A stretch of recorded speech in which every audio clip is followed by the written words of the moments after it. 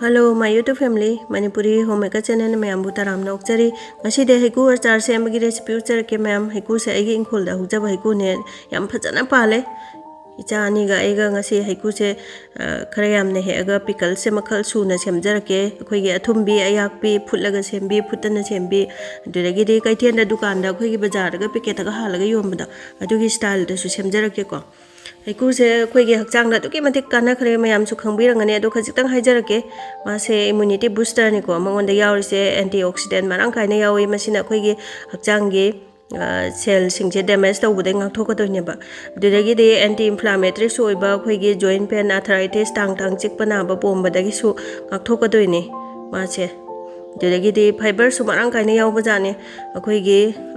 sugar level se kan regulate tawdoine ba control tawdoine ba duragi digestion su phajana tawhanba duki mate kana khare khang hai scientist sing china thijalaga hairi se khoi gi skin liver heart e sengdokpada weight loss tawbada duki mate yamna kana bajane da ado khoina fresh hoina chabadi adum ya kumba khopa mayam am dawidana duragi de heicru se tang bu sunati adum pahauda hawe akhoi gi matam sida phangningai da sumaina phajana semaga thamau jeba duga akhoi gi numit khudingi mache am ta or su chab ko duna akhoi gi hakchang se na de yaktana leina bagi tangta heicru je sungchoi choidana cha siko mayam dudi mayam huje heicru char sem hourage ko heicru se aina phajana chamthoe kg 6 mu ki chang hoi doine tangkhaya ma hana phudu oge do phutpa matam da kon se yari ke achau bulobi ko kom na phutpa na phai chin bagi kya gi matek wa gre do heicru se akhoi gi ising ji chuba marep che thumlap taw na hapi ba ising wala ga di budong dong chau bada nungai the ba adu ragi de heicru char se akhoi na thum je khitang yaklak taw bana hawi ko adu na thum je khuba ma hapchala ge wala ga su horen adum ha pa yani dum khum khum je laga ungtang phalau na chaugal lage ado saubagi chang je akhoi gi heicru se ma ge yeng bi ko je amatang laukhalaga yeng ke ba aduna akhoi gi thaba ama tawringai da kauthok pasu ya de ko kauthoga akhoi nga tang sau ba henjanga de bede pe toine akhoi maya je khitang karap tawrakane ba yeng bi ko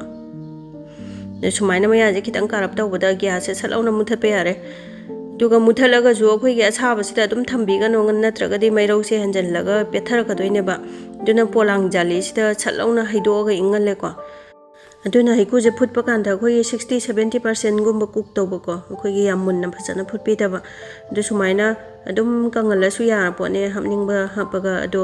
maru sing je phajana loina lawthoke jaba da sunungai na ba degi thu na su kang doine ba sumaina kaino tawba sina lawthok pasina do sumaina loina lawthoke pung ama mu hena chang jani myam yang kuina change loina lawthoga loi chale aduragi di tangkhai ama makhal ani chemge sege heicru phutpa che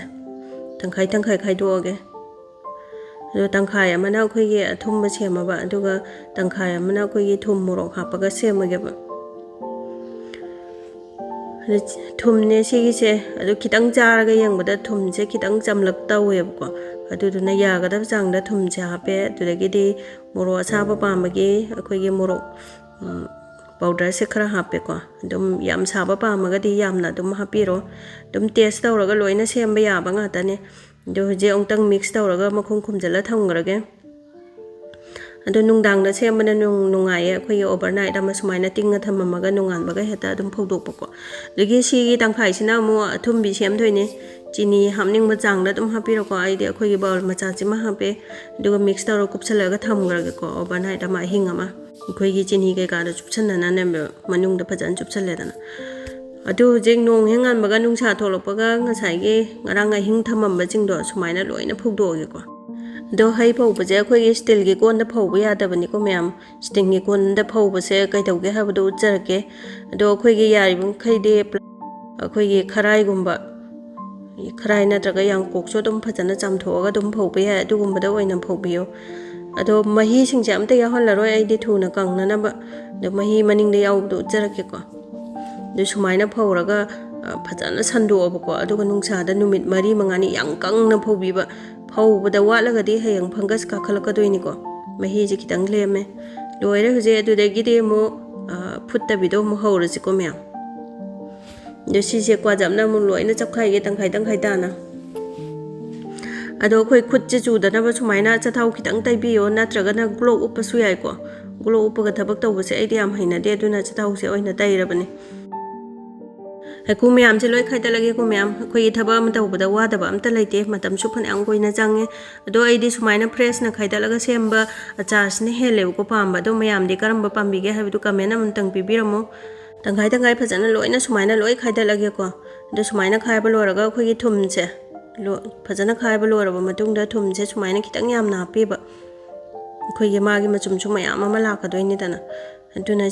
ꯀꯩꯅꯣꯒꯤ ꯒ꯭ꯂꯥꯁꯀꯤ ꯁꯤꯒꯤ ꯀꯣꯟꯁꯤꯃ ꯊꯟꯅꯅꯕ ꯂꯣꯏ ꯍꯥꯞꯆꯤꯜꯂꯒ mix ꯇꯧꯔꯒ ꯀꯨꯞꯁꯜꯂꯒ ꯊꯝꯃꯒꯦ ꯑꯗꯨꯒ ꯑꯩꯈꯣꯏꯒꯤ ꯀꯣꯟꯁꯦ ꯁ꯭ꯇꯤꯜꯒꯨꯝꯕ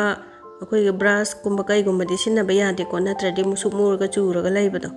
ꯑꯗꯨꯅ ꯌꯥꯔꯤꯕ ꯃꯈꯩꯗꯤ ꯑꯩꯈꯣꯏꯒꯤ ꯇꯞ ꯈꯪꯗꯦ ꯄ꯭ꯂꯥꯁꯇꯤꯛꯀꯤ ꯑꯗꯨꯗꯒꯤꯗꯤ ꯁꯦꯔꯥꯃꯤꯛ ꯀꯣꯟꯒꯨꯝꯕ ꯑꯗꯨꯗꯒꯤꯗꯤ ꯒ꯭ꯂꯥꯁꯀꯨꯝꯕ ꯁꯤꯒꯨꯝꯕꯗ ꯑꯣꯏꯅ ꯁꯤꯖꯤꯟꯅꯕꯤꯌꯣꯕ ꯂꯣꯏꯅꯃꯛ ꯐꯖꯅ ꯃꯤꯛꯁ ꯇꯧꯕ ꯂꯣꯏꯔꯦ ꯑꯗꯨꯅ ꯑꯣꯚꯔꯅꯥꯏꯠ ꯑꯃ ꯑꯍꯤꯡ ꯆꯨꯞꯄ ꯑꯃ ꯇꯤꯡꯉꯒ ꯁꯨꯃꯥꯏꯅ ꯊꯝꯃꯝꯃꯒꯦꯀꯣ ꯑꯗꯣ ꯍꯧꯖꯤꯛ ꯌꯦꯡꯉꯁꯦ ꯃꯌꯥꯝ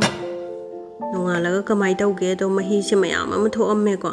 ꯃꯥꯒꯤ ꯍꯩꯀ꯭ꯔꯨꯗꯨꯒꯤ ꯃꯅꯨꯡꯗ ꯌꯥꯎꯕ ꯃꯣꯏꯆꯔ ꯏꯁꯤꯡꯒꯤ ꯁꯔꯨꯛꯇꯣ ꯂꯣꯏ ꯊꯣꯛꯂꯛꯏꯅꯦꯕ ꯑꯗꯨꯗꯒꯤꯗꯤ ꯍꯩꯀ꯭ꯔꯨꯒꯤ ꯑꯀꯟꯕꯗꯨꯁꯨ ꯊꯣꯠ ꯊꯣꯠ ꯂꯥꯎꯔꯝꯃꯅꯤ ꯑꯗꯨꯗꯒꯤꯗꯤ ꯊꯨꯝꯒꯁꯨ ꯃꯅꯨꯡꯗ ꯂꯣꯏ ꯆꯪꯉꯝꯃꯗꯕꯅꯦꯕ ꯑꯗꯨꯅ ꯁꯨꯃꯥꯏꯅ ꯐꯧꯔꯝꯗꯥꯏꯗ ꯊꯨꯝꯗꯣ ꯋꯥꯠꯂꯤ ꯋꯥꯠꯇꯦ ꯑꯗꯨꯝ ꯑꯩꯈꯣꯏꯅ ꯃꯆꯦ ꯑꯃ ꯂꯧꯔꯒ ꯆꯥꯔꯒ ꯑꯗꯨꯝ ꯌꯦꯡꯕ ꯌꯥꯏꯀꯣ ꯃꯆꯦ ꯑꯃ ꯂꯧꯔꯒ ꯌꯦꯡꯒꯦꯕ ꯑꯗꯣ ꯋꯥꯠꯂꯒꯁꯨ ꯑꯗꯨꯝ ꯍꯥꯞꯆꯤꯟꯕ ꯌꯥꯔꯦ ꯑꯗꯣ ꯈꯔ ꯑꯃ ꯃꯣꯔꯣꯛ ꯑꯁꯥꯕꯤ ꯁꯦꯝꯒꯦꯀꯣ ꯃꯣꯔꯣꯛ ꯄꯥꯎꯗꯔꯗꯣ ꯈꯔ ꯍꯥꯞꯆꯤꯜꯂꯦ ꯑꯗꯣ ꯊꯨꯝ ꯋꯥꯠꯂꯒꯁꯨ ꯊꯨꯝ ꯍꯥꯞꯄ ꯑꯗꯨꯝ ꯌꯥꯏꯀꯣ ꯑꯗꯨꯝ ꯃꯤꯛꯁ ꯇꯧꯔꯒ ꯑꯗꯨꯝ ꯐꯧꯗꯣꯛꯄ ꯌꯥꯔꯦ ꯑꯗꯒꯤ ꯑꯃꯅ ꯊꯨꯝꯗꯪ ꯍꯥꯞꯄ ꯑꯣꯏꯍꯜꯂꯒꯦ ꯑꯗꯣ ꯑꯩꯈꯣꯏꯒꯤ ꯃꯍꯤꯁꯦ ꯌꯥꯎ ꯌꯥꯎꯅ ꯐꯧꯕꯤꯕ ꯄꯥꯝꯕꯤꯔꯒꯗꯤ ꯑꯩꯈꯣꯏꯒꯤ ꯀꯩꯅꯣꯒꯤ ꯀꯩꯅꯣ ꯕ꯭ꯔꯍꯃꯥꯒꯤ ꯍꯧꯖꯤꯛꯀꯤ ꯌꯥꯡꯀꯣꯛ ꯑꯩꯅ ꯑꯍꯥꯟꯕꯗ ꯐꯧꯈꯤꯕꯗꯣ ꯑꯗꯨꯒꯨꯝꯕꯗ ꯑꯗꯨꯝ ꯍꯥꯞꯄꯁꯨ ꯌꯥꯕꯅꯦ ꯑꯗꯣ ꯊꯨꯝ ꯃꯣꯔꯣꯛꯁꯦ ꯑꯩꯅ ꯑꯗꯨꯝ ꯌꯥꯒꯗꯕ ꯆꯥꯡꯗ ꯈꯔ ꯍꯦꯜꯂꯞꯅ ꯍꯥꯞꯈꯤꯕꯗꯨꯅ ꯃꯍꯤꯁꯦ ꯆꯦꯟꯊꯈ꯭ꯔꯁꯨ ꯀꯩꯁꯨ ꯇꯧꯔꯔꯣꯏꯕꯀꯣ ꯄꯥꯝꯗꯤ ꯄꯥꯝꯃꯨꯏꯌꯦ ꯃꯥꯒꯤ ꯃꯍꯤꯁꯤꯡꯗꯨꯗ ꯑꯩꯈꯣꯏꯒꯤ ꯀꯥꯟꯅꯕ ꯃꯌꯥꯝ ꯑꯃꯕꯨꯗꯤ ꯌꯥꯎꯔꯤꯅꯦ ꯑꯗꯨ ꯑꯣꯏꯇꯥꯔꯁꯨ ꯊꯨꯅ ꯀꯪꯅꯕ ꯑꯩꯅ ꯁꯨꯃꯥꯏꯅ ꯂꯣꯏꯅ ꯐꯧꯔꯦ ꯍꯥꯟꯅꯒꯤ ꯑꯐꯨꯠꯄꯗꯨꯁꯨ ꯐꯨꯠꯇꯕꯁꯨ ꯁꯤꯁꯤꯅ ꯊꯨꯝ ꯍꯥꯞꯄꯒ ꯇꯤꯡꯉꯒ ꯊꯝꯕꯗꯨꯅꯤꯀꯣ ꯑꯗꯨꯗꯒꯤ ꯈꯔ ꯍꯧꯖꯤꯛ ꯐꯧꯗꯣꯛꯈꯤꯕꯗꯣ ꯑꯗꯨꯗꯩꯈꯔ ꯂꯧꯊꯣꯛꯍꯧꯕꯅꯦ ꯑꯆꯥꯔ ꯃꯈꯜ ꯑꯃ ꯁꯦꯝꯁꯦ ꯑꯩꯈꯣꯏꯒꯤ ꯕꯖꯥꯔꯗ ꯀꯩꯊꯦꯜꯗ ꯗꯨꯀꯥꯟꯗ ꯄꯦꯀꯦꯠꯇ ꯍꯥꯜꯂ ꯌꯣꯟꯕ ꯑꯆꯥꯔꯗꯣ ꯑꯗꯣ ꯃꯉꯣꯟꯗ ꯌꯥꯎꯔꯤꯕ ꯑꯩꯈꯣꯏꯒꯤ ꯏꯁꯤꯡ ꯃꯣꯏꯆꯔꯗꯣ ꯀꯪꯅꯅꯕ ꯏꯁꯤꯡꯒꯤ ꯁꯔꯨꯛꯇꯣ ꯀꯪꯅꯅꯕ ꯁꯨꯃꯥꯏꯅ ꯅꯨꯡꯁꯥꯗ ꯐꯧꯗꯣꯛꯁꯦꯕ ꯅꯣꯡꯃ ꯑꯗꯣ ꯑꯩꯒꯤ ꯕꯦꯜꯀꯣꯅꯤꯁꯦ ꯅꯣꯡꯉꯥꯟꯕꯗꯩ ꯅꯨꯃꯤꯠ ꯇꯥꯕ ꯑꯗꯨꯝ ꯅꯨꯡꯁꯥ ꯐꯪꯉꯦ ꯁꯤꯗ ꯐꯧꯕꯗ ꯑꯗꯨꯝ ꯀꯪꯇ꯭ꯔꯤꯛ ꯀꯪꯉꯦ ꯑꯗꯨꯝ ꯅꯣꯡꯃꯇꯪ ꯐꯧꯕꯗ ꯑꯗꯨꯝ ꯌꯥꯏꯑꯕ ꯑꯗꯨ ꯌꯦꯡꯉꯁꯤꯀꯣ ꯀꯌꯥꯝ ꯀꯪꯉꯒꯦ ꯑꯗꯣ ꯏꯁꯤꯡꯒꯤ ꯁꯔꯨꯛ ꯑꯝꯇ ꯌꯥꯎꯗ꯭ꯔꯦꯀꯣ ꯐꯖꯅ ꯀꯪꯉꯦꯀꯣ ꯑꯗꯨꯅ ꯊꯣꯏꯗꯤꯡ ꯑꯁꯨꯕꯁꯦ ꯁ꯭ꯄꯨꯟ ꯃꯆꯥ ꯑꯃ ꯍꯥꯞꯄꯒꯦ ꯆꯤꯅꯤꯁꯦ ꯆꯥꯃꯁ ꯑꯃ ꯍꯥꯞꯀꯦ ꯑꯩꯈꯣꯏꯒꯤ ꯌꯥꯛꯄ ꯊꯨꯝꯕ ꯁꯤꯟꯕꯗꯣ ꯕꯦꯂꯦꯟꯁꯇꯣ ꯃꯥꯟꯅꯅꯕ ꯑꯗꯨꯗꯒꯤꯗꯤ ꯑꯆꯥꯊꯥꯎꯁꯦ ꯈꯤꯇꯪ ꯑꯃ ꯍꯩꯔꯒꯦꯀꯣ ꯑꯆꯥꯊꯥꯎꯒꯤ ꯍꯤꯡꯅꯝꯁꯦ ꯑꯩꯗꯤ ꯌꯥꯝꯅ ꯍꯩꯅꯩꯌꯦ ꯑꯗꯨꯝ ꯍꯧꯖꯩ ꯑꯗꯣ ꯁꯤ ꯍꯩꯅꯗ꯭ꯔꯒꯗꯤ ꯑꯩꯈꯣꯏꯒꯤ ꯃꯩꯗ ꯁꯥꯍꯜꯂꯒ ꯍꯥꯞꯄꯁꯨ ꯌꯥꯏꯀꯣ ꯃꯥꯒꯤ ꯍꯤꯡꯅꯝꯗꯣ ꯅꯝꯗꯅꯕ ꯑꯗꯣ ꯁꯨꯃꯥꯏꯅ ꯑꯃꯨꯛꯇꯪ ꯃꯤꯛꯁ ꯇꯧꯔꯒ ꯑꯩꯈꯣꯏꯒꯤ ꯀꯩꯅꯣꯁꯦ ꯃꯆꯨꯁꯦ ꯃꯁꯥꯂꯥꯁꯦ ꯈꯤꯇꯪ ꯑꯃ ꯍꯥꯞꯀꯦ ꯃꯁꯛ ꯐꯖꯅꯕ ꯑꯗꯒꯤ ꯍꯛꯆꯥꯡꯗꯁꯨ ꯐꯕ ꯊꯨꯝ खितंग अमगा हापचंगे अदुगिदी मोरोक पाउडर खितंग अम हापे अदुगिदी मसक फजनब अखोगी चिली फ्लेक्स मोरोक मचे मचे कनब लेबदा हाउदो मानमनेबा अदु खितंग अम हापे अदुगा मिक्स तौरगा अदुम यारे मसक जाम फजबने यंबियु मैम अदुगा अखोगी थोइदिंग हापा मतमदा थोइदिंगदो याम तोइना सुबिगनु को पोरप पोरप सुबियुबा अखोगी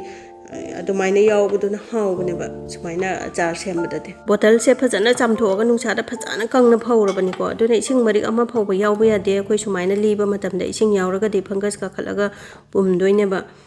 दुदुना यारिबा मखै अखोइ ग्लास की बोतल दा सुमाइना हापियो कोइना थमगदौबो पोटसिंगजे अदु थुना जागदबो अरदि प्लास्टिक की बोतल ला हापसु दम याइको अदु सिगे अचार खुसेमसे अखोइ नुसादा फौबा खोपगी केमता दरकार लेत्रे अदुम सेमबा लोइबगा अदुम चाबा यारेको दुकी मतिक सु हावबने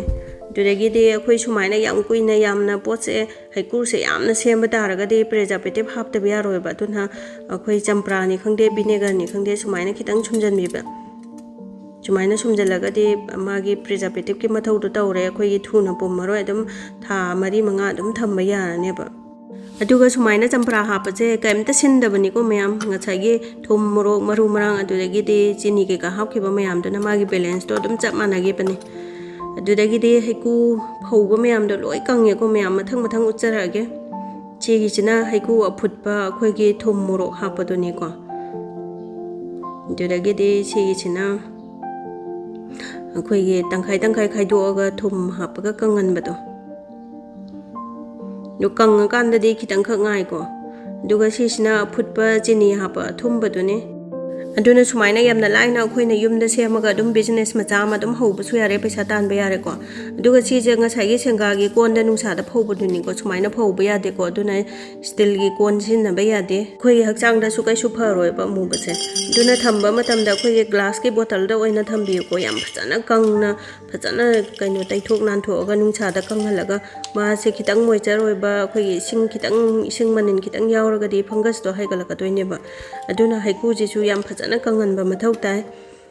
ꯑꯗꯨꯗꯒꯤꯗꯤ ꯌꯥꯝ ꯀꯨꯏꯅ ꯂꯤꯒꯗꯕ ꯊꯝꯒꯗꯕ ꯑꯣꯏꯔꯒꯗꯤ ꯃꯔꯛ ꯃꯔꯛꯇ ꯅꯣꯡ ꯐꯥꯗꯣꯛ ꯐꯧꯗꯣꯛꯄꯁꯨ ꯌꯥꯏꯀꯣ ꯑꯗꯨꯗꯤ ꯑꯩꯒꯤ ꯅꯨꯡꯁꯤꯔꯕ ꯚꯤꯌꯨꯋꯔꯁꯤꯡꯅ ꯚꯤꯗꯤꯑꯣꯁꯦ ꯈꯤꯇꯪ ꯀꯥꯟꯅꯕ ꯅꯨꯡꯉꯥꯏꯕ ꯐꯥꯎꯕꯤꯔꯒꯗꯤ ꯂꯥꯏꯛ ꯑꯃꯃꯝꯇꯪ ꯅꯝꯕꯤꯔꯝꯃꯣ ꯃꯣꯇꯤꯚꯦꯁꯟ ꯄꯤꯕꯤꯕ ꯑꯣꯏꯅ ꯑꯗꯨꯗꯒꯤꯗꯤ ꯁꯕꯁꯀ꯭ꯔꯥꯏꯕ ꯇꯧꯕꯁꯨ ꯀꯥꯎꯕꯤꯒꯅꯨ ꯉꯁꯤꯒꯤꯗꯤ ꯕꯥꯏ ꯕꯥꯏ